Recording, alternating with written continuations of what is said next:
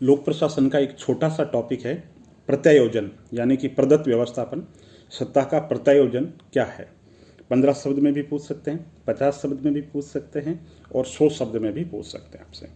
तो पहले भूमिका बांधता हूं कि प्रत्यायोजन है क्या।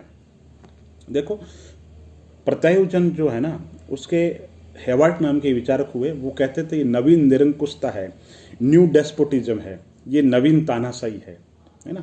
तानाशाही क्यों है? इसमें तानाशाही इसलिए है कि भाई कानून निर्माण की जो जिम्मेदारी विधायिका की है उसने दे दी कार्यपालिका को, यानी राजनीतिक कार्यपालिका को, राजनीतिक कार्यपालिका ने दे दी प्रशासनिक कार्यपालिका को। तो मूल जिसकी जिम्मेदारी है उस जिम्मेदारी से वो भटक गया है, उसने जिम्मेदारी किसी और को दे दी है, और जिनको दी है वो उस सत्ता का दुरुपयोग करते हैं। इसलिए हेवार्ट नाम के विचारक हुए, उन्होंने कहा ये एक नवीन निरंकुशता है और ये आवश्यक बुराई है, क्योंकि इसके बिना काम भी नहीं चलता।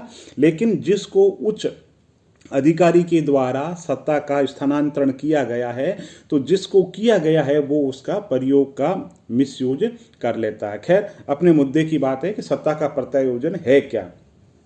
प्रदत्त व्यवस्थापन विधायिका के रेफरेंस में भी होता है कि विधायिका कार्यपालिका को दे देती है, लेकिन हम जो बात कर रहे हैं प्रशासन के अंदर कर रहे हैं। किसी भी संगठन के अंदर उच्च अधिकारी के द्वारा कार्य, अधिकारों और उत्तरदायित्वों का स्थानांतरण या सौंप देना, कार्य सौंप देना क्या है? प्रदत्त व्यवस्थापन है, प्रत्यायोजन है। तथापि अंतिम जो जिम्मेदारी है वो किसकी है? वो अंतिम जिम्मेदारी उस उच्च अधिकारी की ही है। तो प्रशासनिक संदर्भ में अगर बात करें तो प्रत्यायोजन का मतलब है उच्च अधिकारी के द्वारा निर्धारित सीमाओं में अधिकार, कार्यों और उत्तरदायित्वों को अधीनस्थों को सौंपना, तथापि अंतिम जिम्मेदारी उसी उच्च अधिकारी की रहती है। तो अब ये तो प्रत्यायोजन क्या है ये हो गया। अब प्रत्यायोजन कैसे होना चाहिए? तो जो प्रत्यायोजन के जो जानकार हैं, प्रत्यायोजन के जो समर्थक हैं, वो कहते हैं कि प्रत्यायोजन हमेशा स्पष्ट होना चाहिए। आप क्या सौंप रहे हो स्पष्ट होना चाहिए, यथासंभव लिखित होना चाहिए। क्या होना चाहिए? लिखित होना चाहिए, नहीं तो क्या विवादों को बढ़ावा मिलता है। तो प्रत्यायोजन क्या होना चाहिए? लिखित होना चाहिए हमेशा, और कार्यों का, अधिकारों और उत्तरदायित्वों का स्पष्ट रूप से निर्धारण कर दिया जाना चाहिए।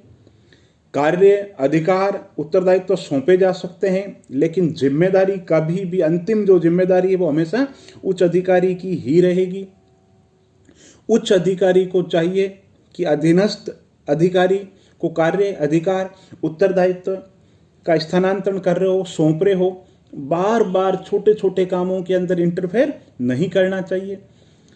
उच्च अधिकारी को चाहिए कि नीचे के अधिकारी को जो काम सौंप रहे हो तो उसको आप प्रोत्साहित करो अच्छे काम के लिए, और अड़ंगा नहीं अपनाए। वहीं जो अधीनस्थ अधिकारी है उसको भी ये सोचना चाहिए कि उच्च अधिकारी ने मेरे को जिम्मेदारी सौंपी है तो ये मेरा काम मानते हुए इसको करूं। यानी कि अगर एक शब्द के अंदर कहूं तो सत्ता का जो प्रत्यायोजन है वो सौहार्दपूर्ण माहौल के अंदर किया जाना चाहिए। ठीक है। अब क्या होता है, किन चीजों का प्रत्यायोजन नहीं किया जा सकता? कुछ जो सत्ता है उसका प्रत्यायोजन नहीं किया जा सकता, यानी कि अति महत्वपूर्ण काम है ना, उसका प्रत्यायोजन नहीं किया जा सकता, है ना। नियम निर्माण की शक्ति हो गई, टैक्सेशन से संबंधित काम हो गया, ऐसा कोई काम जिस पे न्यायिक पालिका की शक्तियों पे कोई प्रभाव हो, ऐसा काम नहीं किया जा सकता। तो प्रत्यायोजन की भी सीमाएं हैं। तो प्रत्यायोजन कैसा होना चाहिए? स्पष्ट होना चाहिए, लिखित के अंदर होना चाहिए, स्पष्ट रूप से निर्धारण कर दिया जाना चाहिए। प्रत्यायोजन क्या है? प्रत्यायोजन कैसा होना चाहिए? अब प्रत्यायोजन के अंदर बाधाएं क्या है?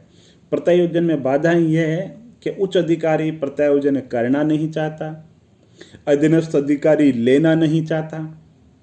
उच्च अधिकारी तो करना नहीं चाहता क्योंकि उसको पता है काम अगर सबॉर्डिनेट को सौंप दिया तो क्रेडिट ले लेगा, यस उसको मिल जाएगा। तो उच्च अधिकारी तो देना नहीं चाहता, अधीनस्थ अधिकारी लेना नहीं चाहता। वो ये सोचता है काम मैं करूंगा, हर चीज के अंदर घोचा समझते हैं, अड़ंगा, हर चीज के अंदर अड़ंगा उच्च अधिकारी अपनाएगा, तो जो अधीनस्थ है वो भी लेना नहीं चाहता। फिर जो प्रत्यायोजन जो है उसके स्पष्ट लिखित सिद्धांत विकसित नहीं हुए कि कैसे करना चाहिए, तो उससे भी उच्च अधिकारी को भी डर रहता है, अधीनस्थ अधिकारी है वो भी लेना नहीं चाहता।